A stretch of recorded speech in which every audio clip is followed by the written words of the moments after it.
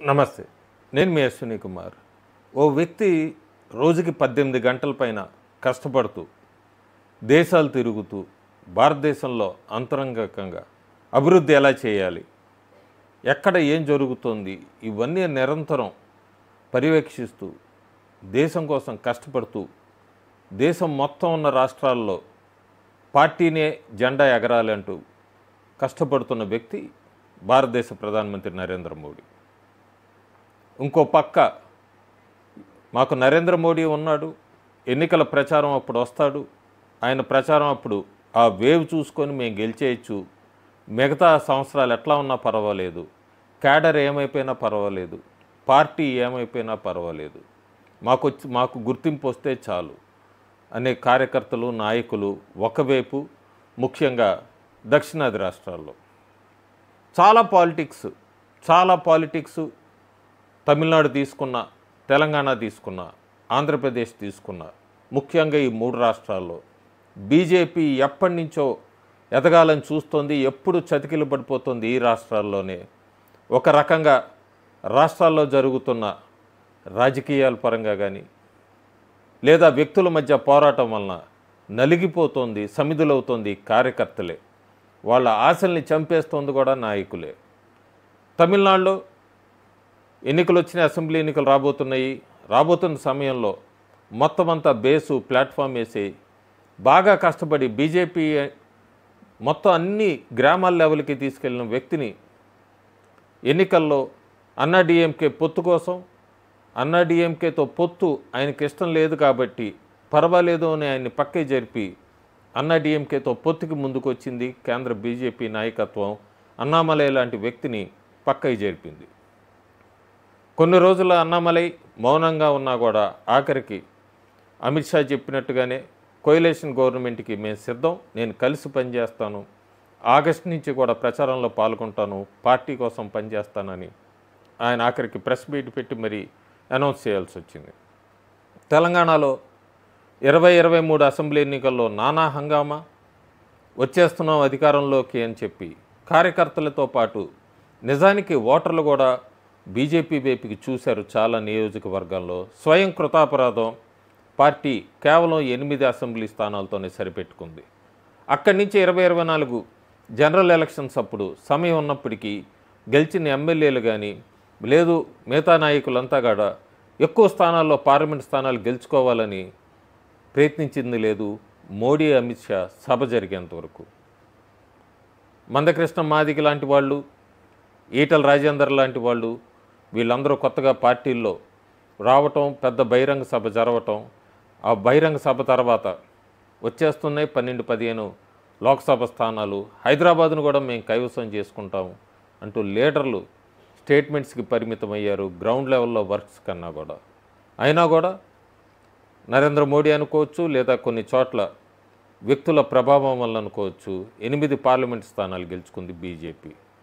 2024 కాంగ్రెస్ అధికారంలోకి వచ్చిన తెలంగాణలో కాంగ్రెస్ అధికారంలోకి రావటానికి బీజేపీ కూడా చాలా చోట్ల బీఆర్ఎస్కి అడ్డుకట్టు వేయటానికో లేదా ఏదైనా కూడా కాంగ్రెస్కి వెళ్ళినాయి. అసెంబ్లీ స్థానాలకు సంబంధించి కొన్ని చోట్ల ఓట్స్ కాంగ్రెస్ అధికారంలోకి వచ్చింది.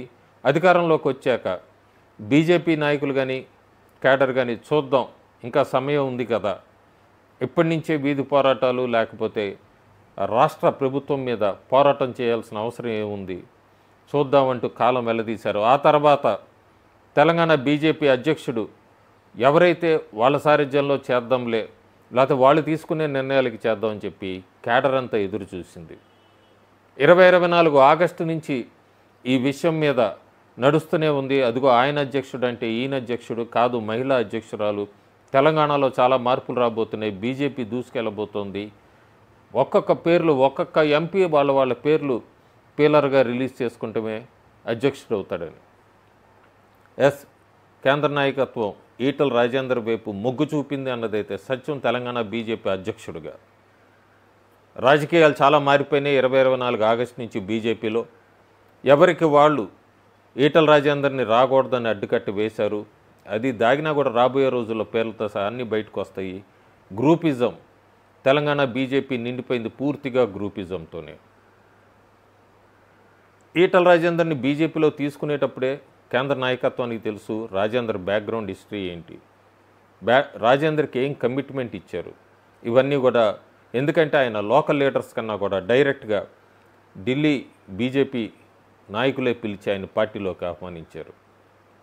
బీఆర్ఎస్లో కేసీఆర్తో పోటీపడి ఆ తర్వాత బీజేపీ వైపు చూసి అప్పుడున్న పరిస్థితుల్లో బీజేపీలోకి వచ్చిన వ్యక్తి రాజేందర్ ఏ పార్టీలో ఉన్నా కూడా గెలిచే వ్యక్తి సొంతంగానే. ఎందుకంటే అంతకుముందు 6 సార్లు ఎమ్మెల్యేగా గెలిచాడు ఆయన, 2 సార్లు మంత్రి పదవులు, రాష్ట్ర మంత్రి పదవులు, ఆర్థిక మంత్రిగా, ఆరోగ్య శాఖగా చేశాడు.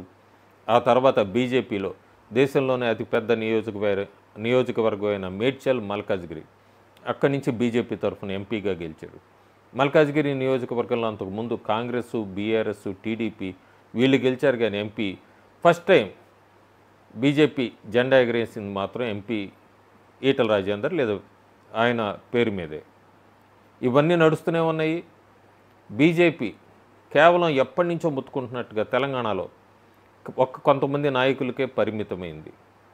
అందరికీ తెలుసు బీజేపీ అంటే ఐడియాలజీ మీద నడిచే పార్టీ, వ్యక్తుల మీద నడవదు. కానీ తెలంగాణలో మాత్రం బీజేపీ ఐడియాలజీ పూర్తిగా పక్క పెట్టేసింది, వ్యక్తుల పేరు మీదకి వచ్చేసింది. వ్యక్తుల పేరు మీదకి వచ్చేసాక గ్రూపిజంలు ఎక్కువైనాయి.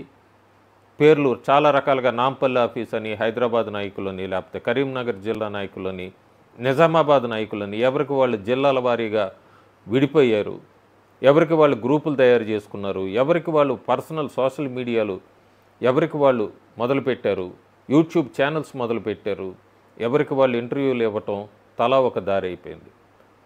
ప్రస్తుతానికి ఈటల వర్సెస్ బండి అని పెద్ద ఫోకస్ బయటకు వస్తున్నప్పటికీ కూడా లోపల రాజాసింగ్ ఆల్రెడీ బయటికి వెళ్ళిపోయారు. రాజాసింగ్ ఎమ్మెల్యే పదవికి రాజీనామా చేశాడు. రాజాసింగ్ని ముందుగా బయటికి పంపించాలనుకున్నారు.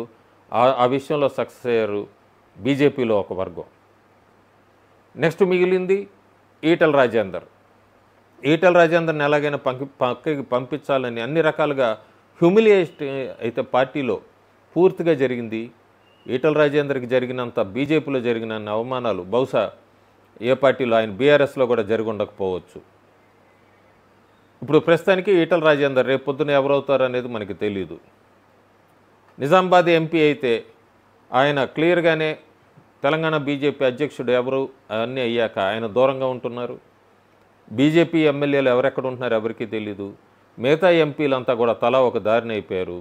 డీకే అరుణ్ లాంటి వాళ్ళంతా కూడా ఏదో ఒక స్టేట్మెంట్ ఇచ్చారు, పక్కే తప్పుకున్నారు. బీజేపీ తెలంగాణ అంటే ఒక్క కరీంనగర్ జిల్లాకు సంబంధించింది కాదు, కరీంనగర్ జిల్లా నాయకులకు సంబంధించింది కాదు, తెలంగాణ రాష్ట్రం మొత్తానికి సంబంధించింది. 2028 అసెంబ్లీ ఎన్నికల్లో బీజేపీ అధికారంలోకి రావడానికి ప్రజలు ఎదురు చూస్తున్న సమయంలో, ఎందుకంటే బీఆర్ఎస్ పాలన చూశారు, కాంగ్రెస్ పాలన చూస్తున్నారు. ఇలాంటి సమయంలో బీజేపీకి ఏమన్నా అవకాశం ఇద్దామా అనుకుంటున్న ప్రజలకి క్లియర్గా తెలంగాణలో మీకు స్థానం లేదు అని చెప్పినట్టు అవుతుంది గత కొన్ని నెలలుగా పరిణామాలు చూస్తుంటే. బీజేపీ అధ్యక్షుడు ఎవరైనా కూడా నిజమైన కార్యకర్తలు పార్టీ కోసం పనిచేస్తారు, కానీ ఆ కార్యకర్తలను కూడా పనిచేయడానికి వీలు లేకుండా చేస్తున్నారు జిల్లాల వారీగా నాయకులు. ఎన్నో సంవత్సరాలుగా కష్టపడ్డారు. 1999లో టీడీపీతో పొత్తులో వెళ్ళినప్పటి నుంచి 2025 దాకా తెలంగాణలో బీజేపీ అట్లా నలిగిపోతూనే ఉంది. సొంతంగా ఎదుగుతాం అనుకున్న సమయంలో ఈ నాయకుల మధ్యలో ఇంటర్నల్ రిఫ్ట్స్ ఎక్కువైపోయినాయి, విభేదాలు ఎక్కువైపోయినాయి. ఎవరికి వాళ్ళు వాళ్ళ నియోజకవర్గంలో మళ్ళీ గెలుద్దామా లేదా అని ఆలోచిస్తున్నారే తప్ప ఎలా గెలవాలని, పక్కన వాళ్ళని ఎలా తొక్కాలి అని ఆలోచిస్తున్నారే తప్ప పార్టీని రాష్ట్రంలో ఎలా తీసుకురావాలని ఆలోచిస్తున్న నాయకుడు ప్రస్తుతం బీజేపీలో ఎక్కడ కనబట్టలేదు తెలంగాణలో. బండి సంజయ్ పూర్తిగా ఐడియాలజీతో ఉన్న వ్యక్తే, హిందుత్వ ఐడియాలజీతో ఉన్న వ్యక్తి, బీజేపీ లైన్లో ఉన్న వ్యక్తే. బీజేపీ తరఫున కార్పొరేటర్గా తర్వాత 2 సార్లు ఎంపీగా గెలిచారు, ఆ తర్వాత కేంద్ర మంత్రిగా ఉన్నారు. ఆయన కూడా ఎక్కడ తక్కువ కాదు, తీసేదగ్గ వ్యక్తి కాదు. అలాగే ఇండివిజువల్గా చూసుకుంటే ప్యూర్ పొలిటీషియన్ అన్న వ్యక్తి ఎవరంటే ఈటల రాజేందర్, ప్యూర్ కట్టర్ హిందూ అంటే ఎవరంటే హిందుత్వ సంబంధించి అంటే బండి సంజయ్. ఇద్దరిని ఎక్కడ తక్కువ అంచనా వేయలేం. వీళ్ళతో పాటు నిజామాబాద్ ఎంపీగా గెలుస్తున్న అరవింద్, డీకే అరుణ్ లాంటి వాళ్ళు, వీళ్ళందరూ కూడా గట్టిగా ఎవరికి వాళ్ళు ఎప్పటి నుంచో రాజకీయ అనుభవం ఉన్నవాళ్ళు, వాళ్ళంతటి వాళ్ళు ఇండివిజువల్గా కూడా ఎదిగిన వాళ్ళు. కానీ పార్టీ పరిస్థితి ఏంటి? పార్టీని నమ్ముకున్న కార్యకర్తల పరిస్థితి ఏంటి? పార్టీ వైపు చూస్తున్న తెలంగాణ ప్రజల వైపు ఏంటి? రాబోయే రోజుల్లో స్థానిక సంస్థలు ఈ ఎన్నికలు ఉన్నాయి. ఆ తర్వాత గ్రేటర్ హైదరాబాద్ ఎన్నికలు కూడా రాబోతున్నాయి. బీజేపీ తెలంగాణలో ఇలాగే కొట్టుకుంటే ఎవరు వేస్తారు ఓట్లు, ఎవరు చూస్తారు వాళ్ళ వైపు? ఓ పక్క ఈటల రాజేందర్కి అప్పుడే కాంగ్రెస్ వైపు నుంచి ఆహ్వానాలు అందుతున్నట్టుగా, ఇంకో వైపు సొంతంగా పార్టీ పెట్టాలని ఆయన అనుచరులు పూర్తిగా ఆయన మీద ప్రెషర్ పెడుతున్నట్టుగా వినబడుతోంది. దీని మీద ఢిల్లీ బీజేపీ ఏదైనా ఆలోచించి పూర్తిగా దీన్ని సమస్యకి పరిష్కారం చూపించగలిగితేనే రాబోయే రోజుల్లో ఏమన్నా బీజేపీ ముందుకెళ్తుంది తెలంగాణలో. లేదంటే తెలంగాణలో బీజేపీ ఖచ్చితంగా మళ్ళీ 3వ స్థానంలోనే ఉంటుంది. ఎందుకంటే ఈ అవకాశం బీఆర్ఎస్కి ఇచ్చినట్టు అవుతుంది, కాంగ్రెస్ కూడా ఇచ్చినట్టు అవుతుంది. అందుకే తెలంగాణ ముఖ్యమంత్రి ఈ మధ్య ప్రతి సభలో చెప్తున్నారు మళ్ళీ కాంగ్రెస్ అధికారంలోకి వస్తుంది అంటే ఆయనకి క్లియర్గా అర్థమవుతోంది బీఆర్ఎస్ మునిగిపోతున్నావా, బీజేపీకి తెలంగాణ ప్రజల అవకాశం ఎవరు? ఎందుకంటే ఈ అంతర్గత విభేదాల పోరు ఇది సమిసిపోయేది కాదు, చాలా చిన్నది, అగ్గి రాజేసుకుంది. ఇవంతా కూడా ముందు రాబోయే రోజుల్లో దానికి సొల్యూషన్ లేదని బీజేపీ లీడర్స్ ఢిల్లీ నుంచి క్లియర్గా అన్నీ అబ్జర్వ్ చేస్తున్నప్పుడు 2023 నుంచి ఈ రాజకీయాలు తెలంగాణలో మొదలైనప్పుడు పరిష్కరించాల్సిన బాధ్యత వాళ్ళ నెత్తి మీద ఉన్నప్పుడు, క్యాడర్ అంతా మొత్తుకుంటున్నప్పుడు, జిల్లాల వారీగా ప్రతి ఒక్కళ్ళు కూడా ఢిల్లీ బీజేపీ నాయకత్వానికి ఫీడ్బ్యాక్ పంపిస్తున్నప్పుడు మరి ఏమనుకుంటున్నారో, వాళ్ళు ఎందుకు వదిలేస్తున్నారో, ఈ డిస్ప్యూట్ని ఇట్లాగే ఎందుకు ఇన్ని సంవత్సరాలు రన్ చేస్తున్నారు అన్నది వాళ్ళకే తెలియాలి. ప్రస్తుతానికి నాకున్న అంచనా ప్రకారం అయితే ఇప్పుడు జరుగుతున్న ఈ బీజేపీలో ఈ నాయకుల మధ్య పోరు కానీ ఇవన్నీ కూడా లీడర్స్ ముఖ్యంగా దక్షిణ తెలంగాణలో అయితే బీజేపీ కష్టం కోలుకుంటాం, ఉత్తర తెలంగాణలో కూడా జిల్లాల వారీగా విడిపోతుంది. ఇది రాబోయే రోజుల్లో బీజేపీకి డేంజర్ సిగ్నల్. ఎదగటానికి డౌన్ఫాల్ స్టార్ట్ అయింది, ఎదగటానికి చాలా సమయం పడుతుంది. Thank you.